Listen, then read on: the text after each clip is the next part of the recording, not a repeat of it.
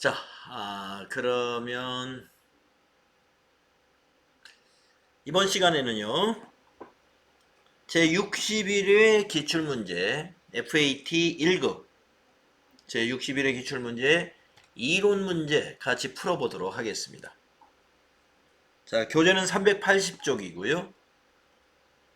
최신 기출문제 61회의 실무 이론평가 문제입니다.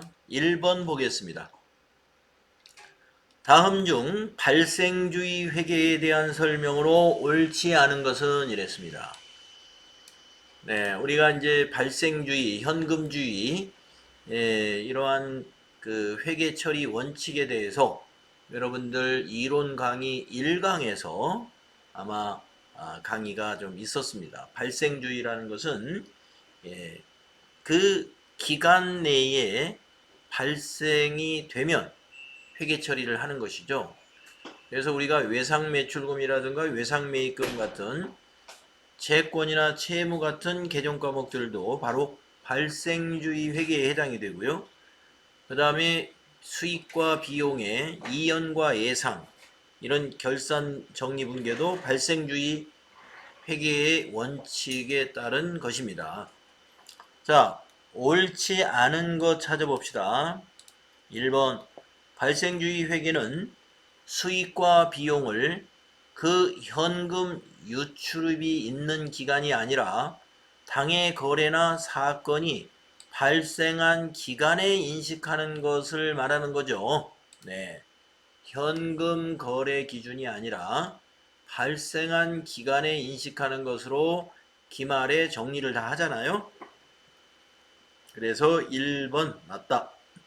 다음 2번은요. 발생주의 회계는 수익과 비용의 이연, 기간별 배분의 개념을 포함하지 않는다 그랬네요. 기간별 배분의 개념을 포함을 합니다. 그렇기 때문에 우리가 보험료의 그 경우에는 비용의 이연이라 그래서 미경과 보험 기간을 계산해 가지고 그 기간에 해당되는 보험료를 배분하죠. 차기로 이연시키잖아요. 그것이 바로 기간별 배분의 개념에 해당이 되는 것입니다. 뭐 미경과 보험료 몇 달치냐 하는 것을 우리가 계산을 했단 말입니다. 그러면 옳지 않은 것은 2번이 되겠습니다. 3번은요. 현금 흐름표는 발생주의에 따라 작성되지 않는다. 당연히 그러겠죠. 네, 발생주의는 현금의 흐름과는 관계없는 것이고 현금 흐름표는 또 발생주의하고는 관계없습니다. 현금 흐름표는 현금의 입금과 출금이 기준이에요. 그러므로 3번 맞죠. 다음에 4번. 발생주의 회계와 현금주의 회계의 주된 차이는 수익과 비용을 인식하는 시점이 다르다는 데 있다. 그렇습니다. 현금주의는 현금의 수입이나 지출을 기준으로 회계 처리하는 것이고 발생주의 회계는 경과된 기간, 미경과된 기간, 발생의 기간에 따라서 인식하는 것이죠. 그러니까 그 시점이 다를 뿐이죠. 시점이 결국에 끝에 가면은 맞게 돼 있습니다. 합계를 하면은. 자, 그러니까 2번이 답이다. 다음 2번 보겠습니다. 다음 자료를 토대로 24년 12월 31일 재무상태표에 표시될 비유동 부채의 금액을 계산하면 얼마인가 이랬습니다. 자, 여러분 비유동 부채는 뭐냐? 결산일 기준인 24년 12월 31일 기준으로 1년 이후에 상환기일이 도래하는 장기 부채를 우리가 비유동 부채라고 부릅니다. 자, 2024년 3월 1일 은행으로부터 600만 원을 차입했어요. 24년도에. 이에 대한 차입금의 상환 스케줄이 다음과 같다. 이랬습니다. 자, 200만 원은 요 시점으로 보세요. 12월 31일 시점으로 200만 원은 언제 갚아요? 2달 있다 갚네요. 그러면 유동부채. 또 200만 원은 언제 갚아요? 1년 2개월 후에 갚네요. 이건 비유동 부채. 요 2024년 12월 31일 기준으로 보는 거 판단하는 거예요. 자, 그 다음 200만 원도 2년 2개월 후에 갚죠. 비유동 부채. 자, 2024년 12월 31일 기말 현재 전 직원이 퇴직할 경우에 지급해야 할 퇴직금은 3,400만 원이면 이게 퇴직급여 충당 부채로 설정돼야 될 금액이죠. 퇴직급여 충당 부채는 비유동 부채입니다. 따라서 비유동 부채는 요 세 개를 더하면 되겠죠. 200, 200, 3,400을 더하면 3,800만 원. 답은 3번이다. 이런 말씀이죠. 3번을 마우스로 클릭하면 되겠죠. 자, 설명 도중에 질문이 있으시면 바로 질문해 주면 되겠습니다. 다음 문제 3번. 다음 거래에서 매출채권으로 계상되는 금액은 얼마인가? 여러분, 매출채권은 뭡니까? 외상매출금, 바드러움, 이걸 말하는 거죠. 주식회사 한공은 상품 1000개를 개당 5,000원에 판매했어요. 판매 대금으로 현금 50만원과 어음 200만원을 수령하고 나머지 잔액은 2개월 후에 받기로 했습니다. 그러면 요 50만원을 제외한 나머지가 다 매출채권이에요. 현금 받은 나머지. 네, 그러면 1000개를 개당 5,000원에 팔았으면 500만원입니다. 매출액이. 그렇죠? 500만원에서 50만원을 빼보세요. 450만원이죠? 네, 450만원이 매출채권이 되겠습니다. 그 중에서 200만원은 바드러움이고 250만원은 외상매출금이라고 판단할 수 있겠죠. 다음 4번을 보겠습니다. 다음은 주식회사 한공 도매업의 단기 대여금 관련 자료이다. 24년 손익계산서에 계상될 계정과목과 금액은 얼마인가? 이랬습니다.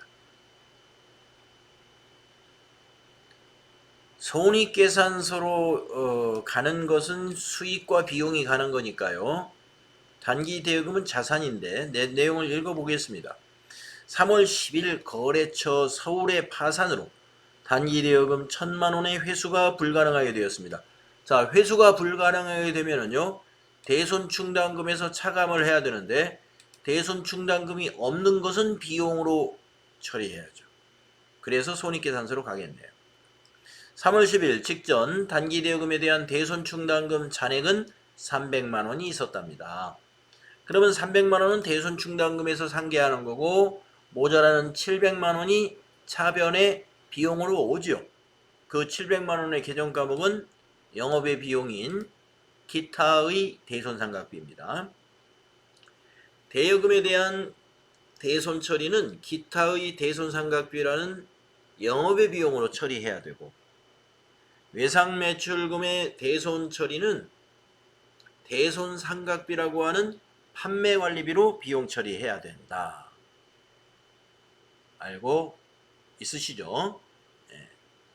그래서 이거는 대여금에 대한 대손 처리니까 기타의 대손상각비입니다.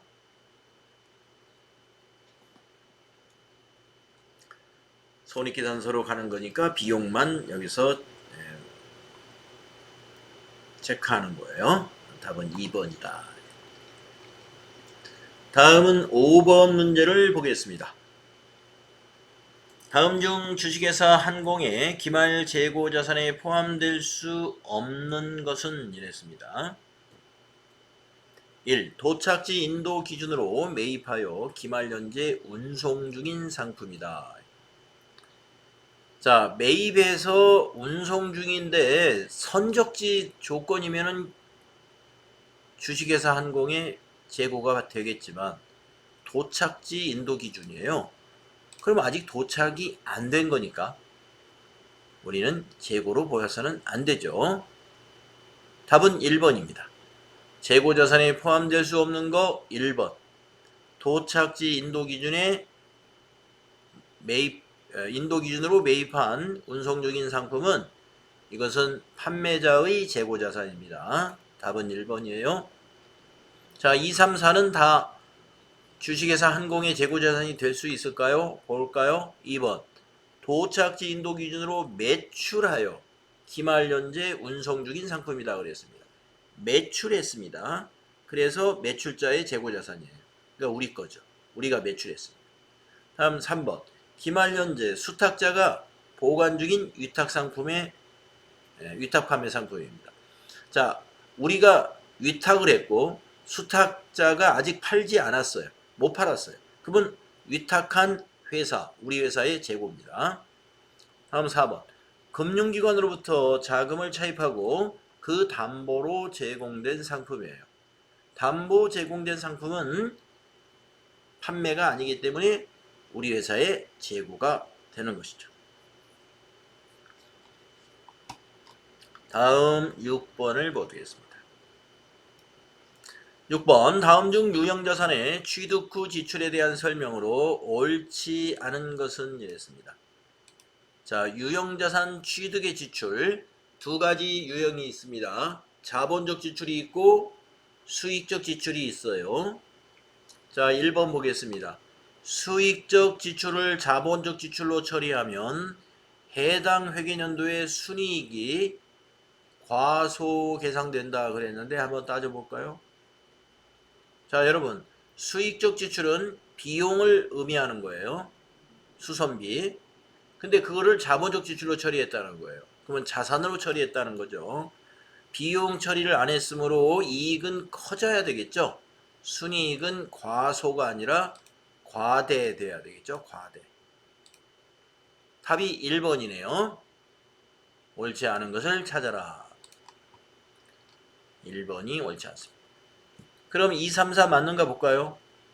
자본적 지출을 수익적 지출로 처리하면 비용이 과대 계상된다. 수익적 지출이 바로 수선비예요. 그러니까 과대해지죠. 다음 3번. 수익적 지출을 자본적 지출로 처리하면 자산 총계가 과대 계상된다. 네, 여러분 자본적 지출이 자산이라고 했죠? 그러니까 자산이 과대해지죠. 다음 4번. 자본적 지출을 수익적 지출로 처리하면 자본 총계가 과소계상된다. 수익적 지출이 비용이잖아요. 비용 처리하면 이익이 과소되죠. 이익이 과소되면 기말 자본도 과소하게 됩니다. 왜냐? 이익이 당기순이익이 어디로 가는 거예요? 미처분 이익잉여금으로 가잖아요. 그게 자본이거든요. 그 가는 금액이 줄어드니까 자본이 과소계상된다. 4번도 맞습니다. 다음은 7번 문제 볼까요? 다음은 주식회사 한공의 24년 12월 31일 재무상태표 관련 자료이다.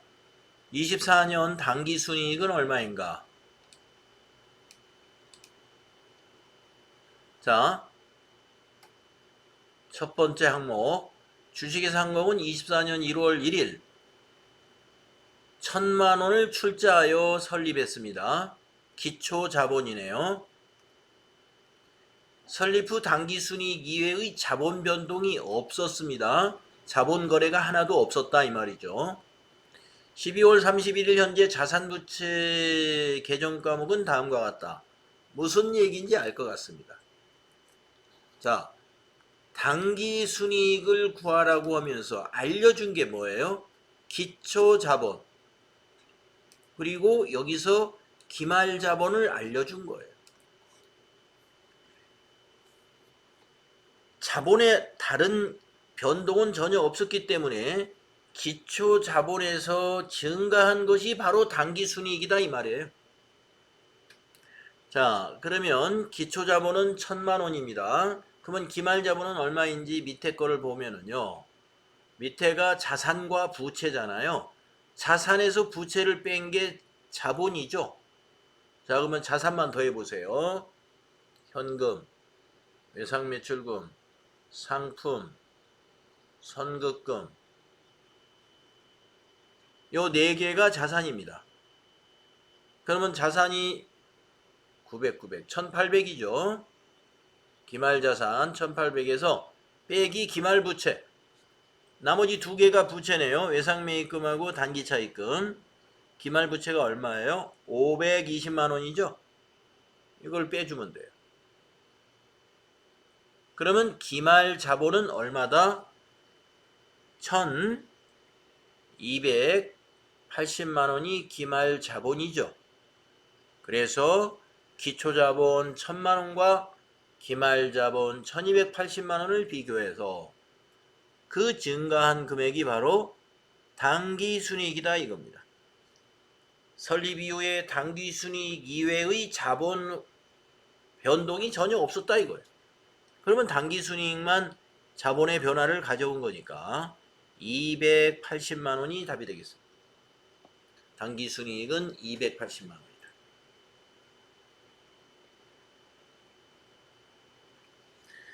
네, 이러한 계산이 가능해야 되겠습니다. 기초자본에서 기말자본이 증가했다면 그 안에는 당기순이익이 포함된 거예요. 증가된 금액 안에는. 근데 전부 다 당기순이익이라고 볼 수는 없습니다. 왜냐? 자본거래도 있을 수 있거든요. 유상증자를 했다든가 아니면 감자를 했다든가 아니면은 자기 주식을 소각했다든가 이런 것들, 증자나 감자 또는 주식의 소각 이런 거래들이 있었다면 그것은 자본의 변화를 주는 거래이기 때문에 또 배당 같은 것도 있을 수 있고요. 그렇기 때문에 모두가 기말자본의 증가분이 전부가 당기순이익이라고 보지는 않는 거예요. 근데 이 문제에서는 그렇게 본다 이거예요. 자본 변동이 없었다. 다른 자본 거래가 없었다 했기 때문에. 자, 그래서 답은 4번이다. 자, 7번까지가 재무 회계의 문제였습니다. 8번, 9번, 10번은 부가가치세 문제가 되겠네요. 다음 중 부가가치세법상 과세기간과 납세지에 대한 설명으로 옳지 않은 것은 1번 사업 개시 전 사업자 등록을 한 경우에는 등록일부터 그날이 속하는 과세기간의 종료일까지를 최초 과세기간으로 한다 이랬습니다. 네, 그래야 되겠죠? 다음 2번 건설업을 영위하는 법인사업자의 경우에 사업장을 건설 현장 소재지로 한다 이랬습니다. 사업장이 현장을 사업장으로 볼 수 있을까요? 우리가 건설업을 영위하는 법인이다 그러면요. 법인 사무실은 이천시 창전동에 있어요. 그런데 건설 현장은 저기 전라남도 어디에서 만약에 도로 건설을 하고 있다 이거예요. 그러면 거기 도로 건설 현장을 소재지를 우리가 건설업으로 사업장으로 보겠느냐 하는 거죠. 그러지 않겠죠? 2번 틀렸습니다. 그러면 건설업은 어디가 사업장일까요? 업무를 총괄하는 장소, 보통 그렇게 표현을 하죠. 그래서 2번 옳지 않습니다. 건설 현장은 사업장으로 보지 않는다.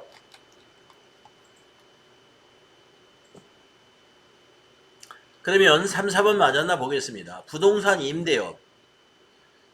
부동산 임대업은 그 물건, 그 건물이 있는 등기부상의 소재지가 사업장이에요.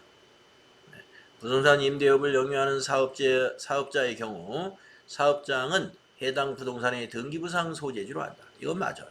다음 4번. 사업자가 폐업하는 경우 과세기간은 해당 과세기간의 개시일부터 폐업일까지다. 맞죠? 2번이 옳지 않다.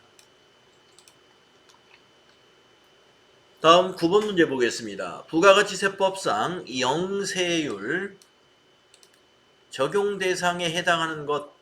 여러분 영세율은 뭡니까? 수출하는 재화와 또 국내에서의 공급이라 하더라도 외국 공관이라든가 외국 공무원에게 판매를 한 거, 이것은 우리가 영세율 적용을 해주고 있죠.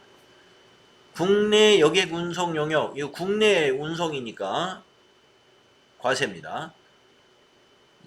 영세율 아닙니다. 수출 영세율 되겠고, 토지 면세죠. 해외 건설, 해외의 건설 공사는 용역에 해당이 되죠. 그래서 영세율 적용합니다. 해외니까.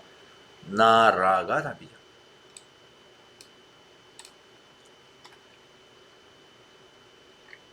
어렵지 않은 문제고요. 다음 마지막 10번.